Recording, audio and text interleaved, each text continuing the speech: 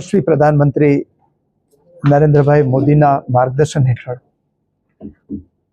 વર્તમાન ભારતીય જનતા પાર્ટીની ભૂપેન્દ્રભાઈ પટેલની આગેવાની હેઠળની સરકાર અને ભારતીય જનતા પાર્ટીના અધ્યક્ષ જગદીશભાઈ વિશ્વકર્માના રાહબરી નીચે ગુજરાતની અંદર શહેરોનો અદ્ભુત વિકાસ થઈ રહ્યો છે.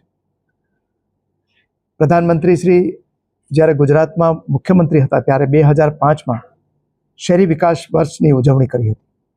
એ પછી ગયા વર્ષે ફરીથી 20 વર્ષ બાદ શહેરી વિકાસ વર્ષની ઉજવણી કરી અને એ ઉજવણીના સંદર્ભે આપણે ગુજરાતનું સૌથી ત્રીજા નંબરનું મોટું બજેટ શહેરી વિકાસ માટે ફાળવેલું હતું. 30,000 કરોડ રૂપિયાની જોગવાઈ ગયા વર્ષે કરી હતી. આ વર્ષે પણ એટલી જ જોગવાઈ આપણે શહેરી વિકાસ માટે કરેલી છે. ગુજરાત હવે માત્ર ગ્રામ્ય વિસ્તાર નહીં, પરંતુ જેટલું ગ્રામ્યમાં વસ્તી વસે છે એટલી જ વસ્તી આજે 50% જેટલી વસ્તી શહેરોમાં છે.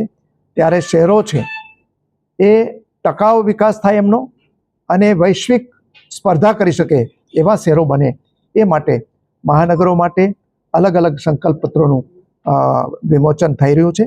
એ સંદર્ભે આજે જામનગરને જાનદાર, શાનદાર અને જાજરમાન બનાવવાનો સંકલ્પ આજે અમે રજૂ કરીએ છીએ. અને એમાં આ સંકલ્પ પત્રની અંદર આગામી જે 5 વર્ષોની અંદર વિકાસના કામો થવાના છે એમાં મહત્વના જે કામો છે આખું સંકલ્પ પત્રમાં વિવરણ કરેલું છે, પરંતુ જે મહત્વના સંકલ્પો છે એ આપની સમક્ષ રજૂ કરીએ છીએ. જામનગરની અંદર સુંદર રિંગ રોડ આવેલો છે, પરંતુ એ રિંગ રોડ હવે નાનો પડે છે. શહેર વિસ્તરવું છે એટલા માટે 13 કિલોમીટર લાંબો નવો ગ્રીનફિલ્ડ રિંગ રોડનું આયોજન કરવામાં આવેલું છે અને એ પણ આ 5 વર્ષ દરમિયાન એનો પણ અમલ કરીશું. જામનગર શહેરની અંદરથી અનેક ફાટકો દૂર થયા છે, પરંતુ જે બાકીના ફાટકો છે એ જે પ્રધાનમંત્રીશ્રીએ ફાટક મુક્ત ભારતની કલ્પના કરી છે એ પ્રમાણે આગામી દિવસોમાં આપણે ફાટક ઉપર આરઓબી કે આરયુબી તૈયાર કરીને એ ફાટક મુક્ત બનાવીશું. જામનગર છે ઔદ્યોગિક રીતે ધમધમતું શહેર છે, પરંતુ સાથે સાથે એ શહેર ગ્રીન શહેર પણ રહે એટલા માટે અર્બન ફોરેસ્ટનું પણ ઊભા કરવાનું આયોજન કરેલું છે. જે નવા ગામો ભળેલા છે અને બીજા જે તળાવો છે એ તળાવોનો પણ આપણે વિકાસ કરીશું. અને સાથે આ રંગમતી નદી અને નાગમતી નદી ઉપર આપણે નવો જે રિવરફ્રન્ટ બનાવવાનું પણ આયોજન કરેલું છે. શહેરની અંદર વપરાતી વીજળી છે એ ગ્રીન એનર્જી મારફતે મળે એટલા માટે સોલાર પાર્ક મહાનગરપાલિકા બનાવે એવું આયોજન પણ કરેલું છે. શહેરનો ટ્રાન્સપોર્ટ જે છે એનો મહત્તમ ઉપયોગ લોકો કરે પબ્લિક ટ્રાન્સપોર્ટનો, એટલા માટે નવી 50 જેટલી ઈ બસ લાવવાનું પણ આપણે અહીંયા આયોજન કરેલું છે. ઘરનું ઘરના સ્વપ્નનું પૂરું કરવા માટે આગામી 2 વર્ષમાં 1600 જેટલા નવા આવાસો બનાવવાનું પણ આયોજન થયેલું છે. જે 1404 જેટલા જે આવાસો છે એ આવાસોને રીડેવલપમેન્ટ કરવાનું પણ આપણે આયોજન છે. રણજીત સાગર ડેમને સ્ટ્રેન્થનિંગ કરવાનું આયોજન છે, જેથી જે આપણા શહેરને પીવાનું પાણી પૂરું પાડે છે. એ ઉપરાંત ભૂગર્ભ ગટરનું જે નેટવર્ક છે એ નેટવર્કને પણ આપણે જે બાકી રહેતા વિસ્તારો છે એને જોડીને અને વર્તમાન ભૂગર્ભ ગટરનું નેટવર્ક છે સ્ટ્રેન્થનિંગ કરવાનું પણ આયોજન છે. નળ સે જળ યોજના હેઠળ તમામ વિસ્તારોની અંદર પૂરતા દબાણથી પાણી મળી રહે એ માટે પણ નવું આયોજન આપણે કરેલું છે. સ્ટ્રીટ લાઇટ માટે પણ આધુનિક અને સ્માર્ટ સ્ટ્રીટ લાઇટ માટેનું આયોજન કરેલું છે.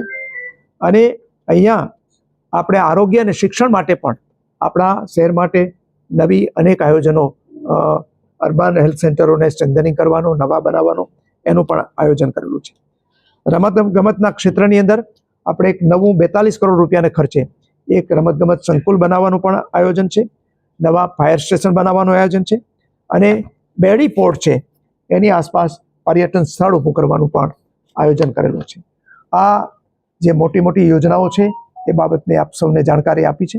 એ ઉપરાંત બીજી અનેક યોજનાઓ જે છે એ સંકલ્પ પત્રમાં એનો સમાવેશ કરેલો છે.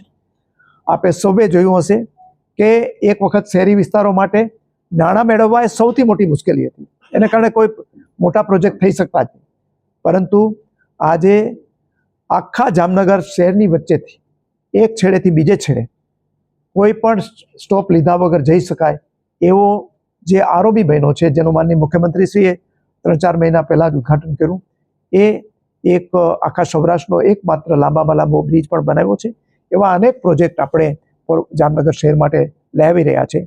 ત્યારે આ વિકાસની રફતારની અંદર જામનગરની જનતાએ જે રીતે યશસ્વી પ્રધાનમંત્રી નરેન્દ્રભાઈ મોદી ઉપર વિશ્વાસ મૂકી અને સાથે રહ્યા છે, ગુજરાતના મુખ્યમંત્રી શ્રી ભૂપેન્દ્રભાઈ પટેલની આગેવાનીમાં આજે ગુજરાત જે હરણફાળ ભરી રહ્યું છે વિકાસની, એમાં સૌની સાથે જોડાય એવી મારી સૌ નાગરિકોને અપીલ છે.